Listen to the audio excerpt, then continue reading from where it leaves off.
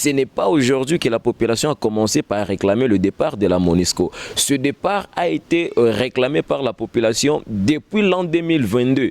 Et aujourd'hui, on continue toujours par réclamer. Et pourquoi la population réclame? C'est très simple. La mission onusienne a plus de 20 ans ici chez nous en République démocratique du Congo. Et si on essaie d'analyser les résultats obtenus par la présence de cette force ici pendant les 20 ans, vraiment c'est négatif. J'avais apprécié la question qui avait été posée par un des responsables de la province qui avait, et aussi le président Joseph Kabila avait posé la même question. Depuis que cette force est ici chez nous, combien de groupes armés que cette force a pu neutraliser ici?